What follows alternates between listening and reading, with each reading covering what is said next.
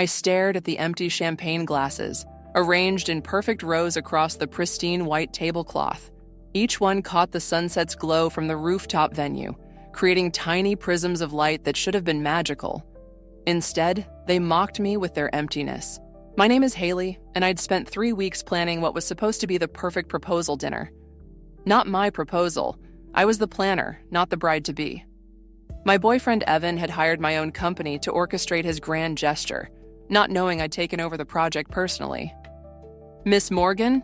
The catering manager approached, wringing his hands. "The guests are getting restless. Should we begin serving?" I checked my phone again. No messages, no calls. Just the time. 7:45 p.m. Evan was now 45 minutes late to his own proposal dinner. "Give it 5 more minutes," I said, my voice steadier than I felt. 20 of our closest friends and family members were waiting, including my sister Lily, who kept shooting me concerned glances from across the room. Sophie, my best friend and designated photographer for the evening, lowered her camera. "Haley, maybe you should try calling him again?" "Already did. 3 times. I smoothed down my navy cocktail dress, a nervous habit I'd developed over years of managing crisis moments at events. But this was different. This was personal. My phone buzzed. Finally. But instead of Evan's face, I saw a text message. "Can't make it. Something came up. Sorry." The words blurred as I read them again. And again. 7 words. 7 stupid words to demolish weeks of planning and years of trust. "He's not coming," I announced, my voice carrying across the expectant silence. The string quartet I'd hired stopped mid-song, their bows hovering uncertainly over their instruments. Lily rushed over, her green eyes wide with what looked like panic rather than surprise. "What do you mean he's not coming? Did he say why?" I handed her my phone, watching her face carefully. Something flickered in her expression. Was it guilt? Relief? Before she composed herself. "This isn't like him," she said, but her voice wavered slightly. "Isn't it?" Sophie cut in, her tone sharp. She'd never fully warmed to Evan, despite my attempts to bring them closer. Now I wondered if she'd seen something I'd missed. The next hour passed in a blur of apologies and awkward goodbyes. I maintained my professional smile, thanking guests for coming, assuring them everything was fine. It wasn't until the last guest left that I allowed myself to sink into one of the ghost white chairs. "I'll handle the vendors," Sophie offered, squeezing my shoulder. "You should go home." "I'll take her," Lily said quickly. Too quickly. "No." I stood up, gathering my composure like armor. "I need to stay. This is still my event, even if it's turned into a disaster." "Haley," Lily started, but I cut her off. "I'm fine. Really, just give me a minute alone." They retreated reluctantly, leaving me with the sunset view of the city I'd chosen so carefully for this moment. The perfect backdrop for a perfect proposal. What a joke. My phone buzzed again. Another text from Evan. "We need to talk. Tomorrow. Lunch?" I typed back a single word. "Where?" His response came immediately. "Our usual place. 1 p.m. Our usual place. The cafe where we'd had our first date 2 years ago. Where he'd first told me he loved me. Where apparently he was planning to end things. Because that's what this was, wasn't it? You don't skip your own proposal dinner unless you've changed your mind about the whole thing. As I began directing the cleanup, I caught sight of Lily in an intense conversation with someone on her phone, her face hidden in the shadows. When she noticed me watching, she quickly ended the call and plastered on a smile that didn't quite reach her eyes. That's when I knew. Something wasn't just wrong, it was worse than I imagined. And tomorrow at lunch, I'd find out exactly how much of my life had been built on lies. The cafe's familiar warmth felt foreign now, like a childhood home occupied by strangers. I arrived 15 minutes early, watching Evan's usual parking spot through the window. My hands wouldn't stop shaking, so I gripped my coffee cup tighter, letting the heat burn away the tremors. Sophie's words from this morning echoed in my head. "Let me come with you. I don't trust him." But this conversation needed to happen alone. I'd spent the night piecing together a timeline of strange occurrences. Evan's sudden business trips, Lily's evasive behavior, the way they both seemed to disappear at the same social events. Evan walked in at exactly 1 p.m., impeccable as always in his tailored suit. The same suit he should have worn to propose in. Haley. He slid into the seat across from me, his expression carefully neutral. About last night. Save it, I cut him off. Just tell me why. He leaned back, studying me with those calculating eyes I used to find so captivating. Things have been complicated lately. I needed time to think. Complicated? I let out a sharp laugh. You had me plan my own humiliation. That's not complicated, Evan. That's cruel. A flash of genuine remorse crossed his face, or maybe I just wanted to see it there. I never meant for you to be involved in the planning. That was unfortunate. Unfortunate, I repeated, the word tasting bitter. Like how unfortunate it is that my sister keeps showing up at your office after hours? His composure cracked for just a second, a slight widening of the eyes, a quick clench of his jaw. Lily's been helping with some graphic design work. You knew that. Did I? I pulled out my phone, scrolling through the photos Sophie had sent me this morning. Because these don't look like business meetings. The images showed Evan and Lily entering his office building at 9 p.m. last Thursday, then leaving separately around midnight. Nothing definitively damning, but enough to make my stomach turn. You're having me followed now? His voice hardened. No, but apparently I should have been. I stood up, my chair scraping against the floor. You know what's really unfortunate, Evan? That I had to hear about your lunch with Elena from the catering staff at LeBlanc. This time, his mask slipped completely. How did you... I own an event planning company. People talk to me. I gathered my purse, fighting to keep my voice steady, especially when they see my fiancé having an intimate lunch with his ex-girlfriend the day before he's supposed to propose. It's not what you think. Save the explanation for Lily. I'm sure she'll be very interested to hear about Elena. As I turned to leave, he grabbed my wrist. Haley, wait. There are things you don't understand. I yanked my arm free. You're right. I don't understand how my sister could do this. I don't understand how you could make me look like a fool in front of everyone we know. But mostly, I don't understand why you're still lying when we both know it's over. I walked out, my heels clicking against the tile floor like a metronome counting down the seconds of our relationship. Outside, I spotted Lily waiting in her car across the street. She didn't see me, too focused on her phone, probably waiting for Evan's signal. My phone buzzed with a text from Sophie. Found something. Come to my studio, now. I took one last look at the cafe window. Evan was already on his phone, probably warning Lily I knew something. Let them scramble. Let them try to cover their tracks. They didn't know about Elena's voicemail yet, the one Sophie had somehow obtained. They didn't know about the financial records showing regular payments from Evan's company to Marcus's consulting firm. They didn't know that their careful house of cards was about to collapse. I got into my car, hands steady now. The time for tears and confusion was over. Now it was time to plan something much bigger than a proposal dinner. Something that would make last night's humiliation look like a casual disappointment in comparison. My phone buzzed again, Lily calling. I declined it, watching her face fall in her car's rearview mirror. Poor Lily, always so transparent with her emotions. She had no idea what was coming. I started my engine, heading towards Sophie's studio. Whatever she'd found, it would be another piece in the puzzle of betrayal I was slowly assembling. And when I finally had the full picture, no one would see the revenge coming until it was too late. Sophie's studio felt like a crime scene when I walked in. Documents and photos covered every surface, connected by red string like a conspiracy theorist's fever dream. She stood in the center, her camera forgotten around her neck. I found Elena, she said without preamble. My stomach dropped. And she's dead, Haley. The words hit like a physical blow. I grabbed the nearest chair, steadying myself. What do you mean, dead? Car accident, 6 months ago. Sophie handed me a newspaper clipping. Except it wasn't an accident. Look at the date. I scanned the article. 2 days after Elena had threatened to expose Evan's business practices to the SEC. The timing wasn't subtle. There's more. Sophie pulled up financial records on her laptop. Evan's company has been hemorrhaging money for months, but look where it's going. The screen showed regular transfers to an offshore account, each one coinciding with a payment from Marcus's consulting firm. The same firm where my sister Lily had started freelancing 3 months ago. My phone buzzed. Another message from Lily. Please talk to me. It's not what you think. Oh, it's exactly what I think, I muttered, silencing the phone. Sophie hesitated. There's something else you need to see. She played a voicemail recording. Elena's voice, shaky but determined, filled the studio.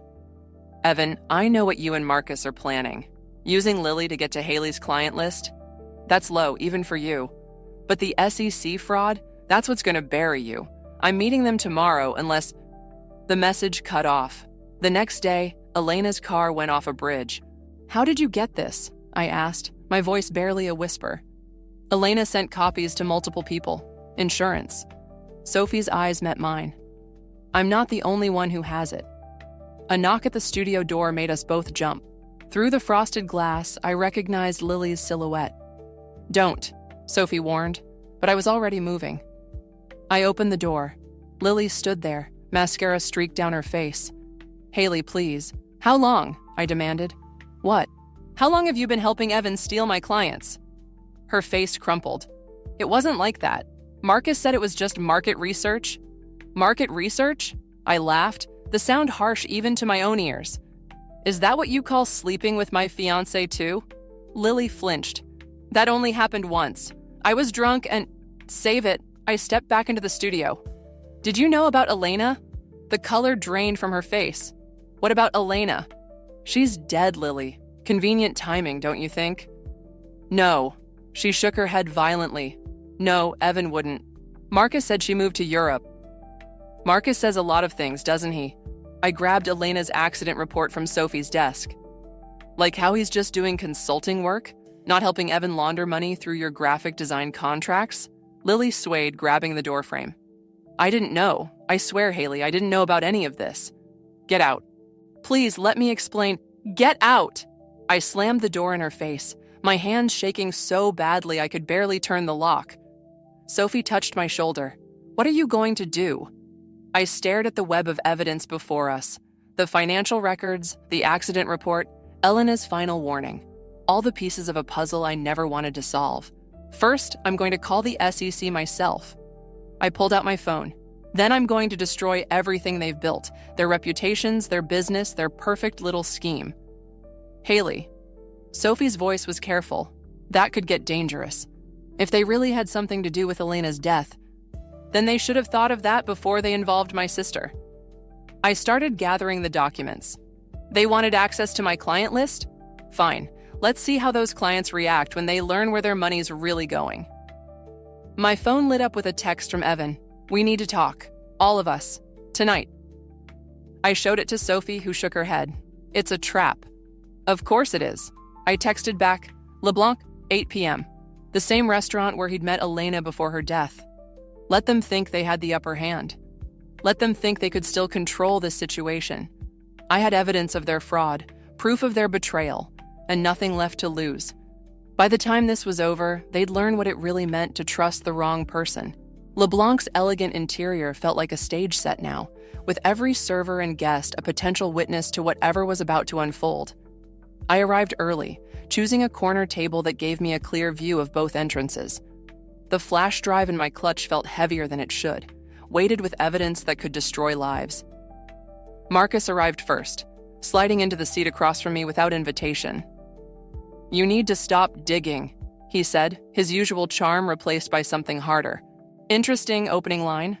I sipped my water, studying him over the rim. No, hello, future sister-in-law? Elena should have stopped digging too. The threat hung in the air between us. I set my glass down carefully, noting how his left hand kept twitching toward his jacket pocket. You know what's fascinating, Marcus? I kept my voice light. How someone so careful could leave such a messy paper trail. His jaw tightened. Whatever you think you found, table for two? Lily's voice cut through our tension. She stood there in her favorite blue dress, the one I'd bought her for her last birthday, with Evan close behind her. Isn't this cozy? Evan said, pulling out Lily's chair. The gesture was familiar, practiced. How long had they been rehearsing these little moments? Almost like family, I agreed. Speaking of which, how's your mother, Marcus? Still managing that bridge club in Miami? Color drained from his face. The woman who died in Elena's car hadn't been Elena at all. But proving that would take more than the circumstantial evidence I had. For now, the fact that he recognized the threat was enough. "We should order," Evan suggested smoothly, but his knuckles were white around his menu. "Actually, I already ordered for everyone." I smiled. "Hope you don't mind. I know all your favorites, after all." Lily shifted uncomfortably. "Haley, please. Can we just talk about this like adults? Like the adults who orchestrated a 2-year con to access my client list?" I pulled out my phone, scrolling through messages. "Or the adults who've been systematically draining those clients' accounts through fake investment schemes?" "It's more complicated than that," Evan started. "It always is." I looked directly at Lily. "Remember when Mom died? How complicated things were then? How you swore we'd always protect each other?" Tears welled in her eyes. "I never meant to sleep with my fiancé, to help him steal from people who trusted me, to get involved with—" I caught myself, noting Marcus's subtle head shake at Evan. Interesting. They hadn't told Lily everything. The waiter arrived with our food, 4 plates of Elena's favorite dish. Marcus's hand jerked so violently he knocked over his water glass. "Is something wrong?" I asked innocently. "I thought everyone liked seafood linguine. It was Elena's go-to order here, wasn't it, Evan?" "Enough games," Evan snapped. "What do you want?" "Want? I want my sister back. I want the last 2 years of my life back." I leaned forward. "But since that's impossible, I'll settle for watching you lose everything instead." "You don't want to do this," Marcus warned. "Actually, I do. But first," I turned to Lily. "Did they tell you about the insurance policy? The one that paid out after the accident?" Lily frowned. "What insurance policy?" "The one in your name." I pulled out a document, sliding it across the table. "Signed 3 days before Elena's car went off that bridge, with you as the beneficiary." The color drained from her face as she read. "I never signed this." "No," I agreed softly. "You didn't." The pieces were falling into place behind her eyes. The forged signature, the convenient timing, the way Marcus had insisted she start working with them right after Elena's death. Evan reached for the paper, but Lily snatched it back. "What did you do?" she whispered, looking between him and Marcus. "Lily, baby, let me explain," Marcus started. "Don't call me that." She stood up abruptly, her chair scraping against the floor. "Don't ever call me that again." As she rushed out, Evan and Marcus exchanged a look that confirmed everything I'd suspected. They hadn't just betrayed me. They'd used my sister as an unwitting accomplice in something much darker. I stood up, dropping several bills on the table. "Dinner's on me, gentlemen. Consider it a parting gift." "This isn't over," Evan called after me. I turned back, meeting his gaze. "No, it's not. But now Lily knows what you really are. And that's just the beginning." The SEC documents felt heavy in my hands as I watched Evan's company through the glass walls of their downtown office. From my car, I could see him pacing in his corner office, phone pressed to his ear. One email from me and those documents would reach every major news outlet in the city. My phone lit up with Sophie's message. "Lily's here. She's a mess. Says Marcus threatened her." Of course he did. I started the engine, but another text stopped me. "Someone broke into my studio last night. All the Elena evidence is gone." My hands trembled as I dialed Sophie's number. She answered on the first ring. "Are you okay?" I asked. "I'm fine, but Haley, they left something. A photo of your parents' car accident." The world tilted sideways. That accident had never been explained. A brake failure on a clear day. Both parents dead instantly. I'd been 22. Lily 20. "Get out of there," I said. "Take Lily and go to—" "The lake house," she finished. "Already on our way." I ended the call, my mind racing. The lake house was our emergency spot off the grid, where we'd hidden after our parents died. Only family knew about it. My office was closer than Evan's building. I needed those backup files before— A tap on my window made me jump. Marcus stood there, hands in his pockets, smiling like we were meeting for coffee. I rolled down the window an inch. "Following me now? Just making sure you don't do anything rash." He glanced at the SEC documents on my passenger seat, like sending those to the wrong people. "You mean the right people? You know what's interesting about brake lines?" He leaned closer. "How easily they can fail. Twice even." The threat hung between us, crystal clear. "Get in," I said. He blinked. "What?" "Get in the car, Marcus. You want to talk? Let's talk." He hesitated, then walked around to the passenger side. As soon as he closed the door, I hit the accelerator. "What are you doing?" He grabbed the dashboard as I swerved through traffic. "Taking us somewhere private." I turned onto the highway, pushing the speed limit. "You want to discuss brake failures? Let's do it properly." His composure cracked. "Slow down." "Why? Scared of accidents?" I changed lanes aggressively. "Tell me about my parents." "I don't know what you're—" 8 years ago, Marcus. Before you met Lily, before Evan started his company, you worked at the garage that serviced their car. He went very still.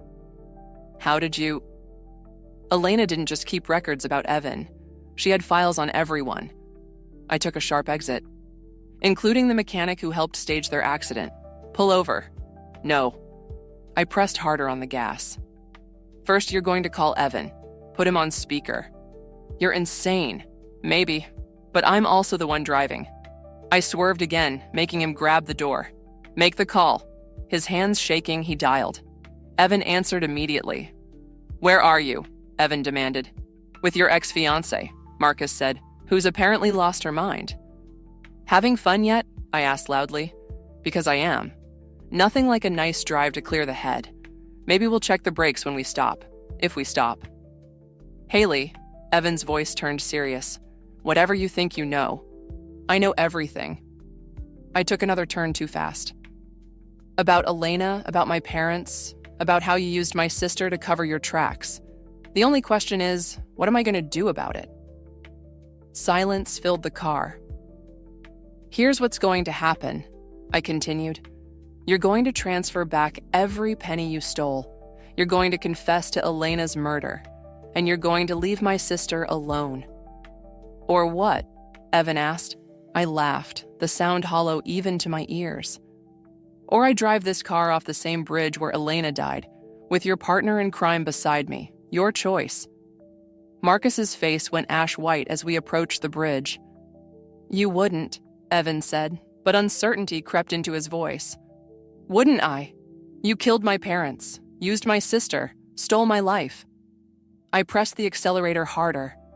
"Maybe it's time someone showed you what real revenge looks like."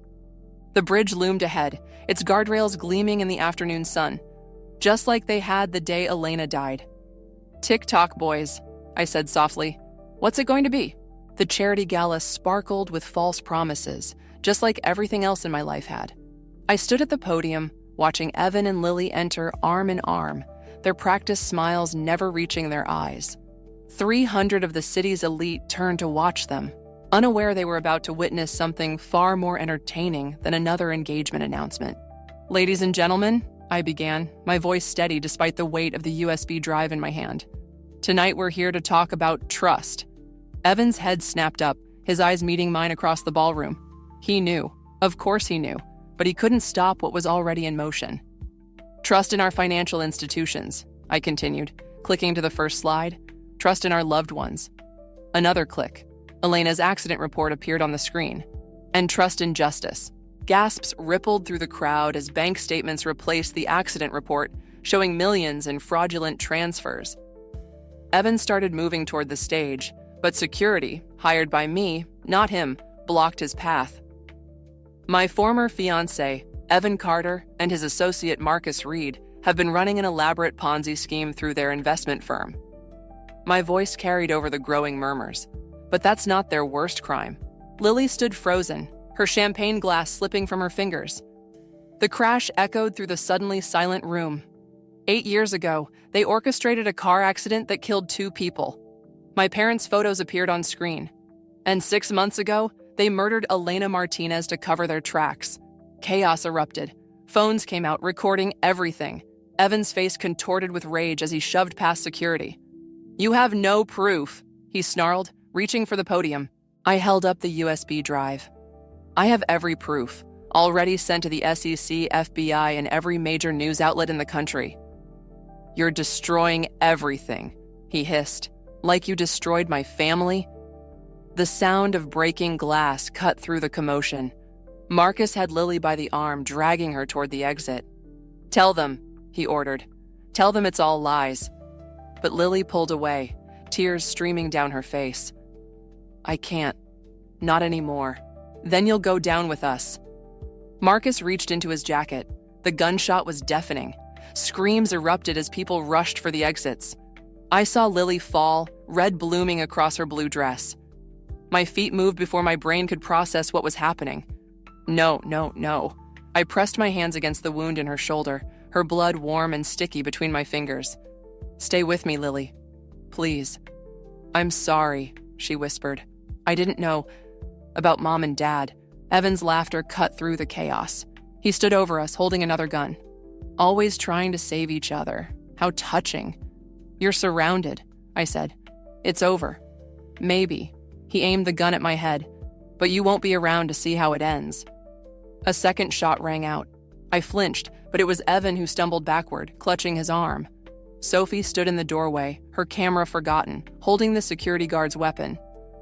Actually, she said, I think we all will. As police sirens wailed in the distance, I held my sister close, watching my carefully orchestrated revenge crumble into something messier and more violent than I'd planned. Lily's blood seeped into my dress, a stark reminder that vengeance always demands its own price. The evidence, Evan groaned from the floor. It'll never hold up. You've got nothing but circumstantial. She has me. Elena stepped through the crowd, very much alive, though her face bore scars from the accident that had killed her sister instead. And I have everything. My victory should have felt sweeter. Instead, watching Lily pale from blood loss, seeing the wreckage of lives scattered across the ballroom floor, I realized revenge wasn't the clean, satisfying thing I'd imagined. It was messy, costly, and left scars that might never heal. As paramedics rushed in and police officers began securing the scene, I caught my reflection in a shattered champagne glass. I barely recognized the person staring back, someone who'd become as calculating and ruthless as the people she'd sought to destroy. The question wasn't whether I'd won. The question was what I'd lost along the way. The hospital corridor stretched endlessly before me as I followed the detective's brisk pace. Through the window of Lily's room, I could see Sophie standing guard, her camera ready as always. We've got them both in custody, Detective Chen said, stopping at the door. But there's something you need to see first. She handed me a phone, Elena's, recovered from a safety deposit box. The video started playing automatically. Elena, alive but terrified, speaking directly to the camera. If you're watching this, I'm probably dead. Like my sister was supposed to be dead. Like the Morgans were supposed to be dead. My hand trembled as faces flashed across the screen. Not just my parents, but others. All accidents. All connected to Evan's rise to power. Your sister's awake, Sophie called from the doorway, and she's talking. Inside, Lily lay pale against white sheets, but her eyes were clear. You shouldn't be here, she whispered. Marcus escaped custody. Before I could respond, Elena stepped into the room. The scars on her face caught the fluorescent light, a permanent reminder of the accident that killed her sister instead of her. He'll come for the evidence, Elena said. All of it. Let him. I pulled out my phone, sending the video file to every contact I had. It's too late to bury the truth now. The lights flickered, then went out. Emergency generators hummed to life, casting everything in an eerie red glow. Through the window, I saw hospital security running toward the stairs. He's here, Sophie said, checking her camera's memory card. And he's not alone. A gunshot echoed from the stairwell, then another. Get Lily out, I ordered Sophie. Use the service elevator. Elena, go with them. What about you? Lily grabbed my hand. Haley, please. I started this. I'll finish it. The door burst open. Marcus stood there, wild-eyed, gun trained on Elena. Behind him, Evan emerged from the shadows, his arm still bandaged from Sophie's shot.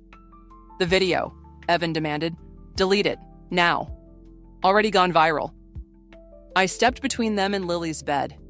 Check your phone. Check any phone. Marcus fired at the ceiling, sending plaster raining down. You think this is a game? Your sister dies next. Like you killed Elena's sister? I watched his face contort. Or was that supposed to be Elena? Hard to tell identical twins apart in a burning car, isn't it? Shut up. Marcus swung the gun toward me. Marcus, Evan's voice carried a warning. We need her alive to what? Elena stepped forward. To sign over the company? Like you made me sign over mine before you tried to kill me? Another shot rang out, but not from Marcus's gun. He crumpled, revealing Detective Chen in the doorway, her weapon steady. Evan lunged for Marcus's fallen gun. I kicked it away, sending it skittering under Lily's bed. He grabbed my throat instead, slamming me against the wall. "You could have had everything," he snarled. "We could have built an empire." "Built on what?" I choked out. "Murder? Theft? My sister's guilt? On survival." His grip tightened. "Your parents were weak. Elena was weak. But you understand what it takes. You're just like me." "No." I drove my knee up, breaking his hold. "I'm nothing like you." As he stumbled back, Sophie's camera flashed, capturing his rage, his desperation, his final moment of freedom before Detective Chen's handcuffs clicked shut. "Haley Morgan." He spat my name like poison. "Always planning the perfect event. Was this ending perfect enough for you?" I looked at Lily, alive and safe. At Elena, finally free from hiding. At Sophie, documenting every moment of justice served. Actually, I rubbed my bruised throat. I think it could use one final touch. I pulled out Elena's phone, playing the last video she'd recorded, Evan's full confession, filmed during our confrontation at LeBlanc, transmitted live to the FBI. As they led him away, I sat beside Lily's bed, taking her hand. The revenge I'd planned had nearly destroyed us both. But maybe, in its ashes, we could build something stronger than before. "I'm sorry," she whispered, "for everything." "I know." I squeezed her hand. "Me too." Outside, sirens wailed into the night, carrying away the men who'd thought they could bury their secrets forever. They never understood that some truths refuse to stay hidden, no matter how deep you try to bury them. The courthouse steps felt colder than they should in spring. I watched Evan and Marcus being led away in handcuffs, their expensive suits replaced by prison orange. Neither looked back. Men like them never do. Elena stood beside me, her scars catching the morning light. "The money's been traced," she said. "They're returning it to all the victims. Not everything can be returned." I thought of my parents, of Elena's sister, of all the lives broken beyond repair. "No," she agreed, "but some things can be rebuilt." Inside my office, Lily was waiting. She'd insisted on coming back to work, even with her arm still in a sling. The design sketches on her desk were different now, memorials for those lost to Evan's schemes, funded by the recovered money. "The Thompson wedding called," she said, not looking up. "They want to know if we're still handling their event." "Are we?" She finally met my eyes. "That depends. Are we still a team?" The question carried the weight of everything we'd lost and found. I picked up one of her sketches, a garden memorial with 2 intertwined trees reaching toward the sky. "You designed this for Mom and Dad?" She nodded, tears threatening.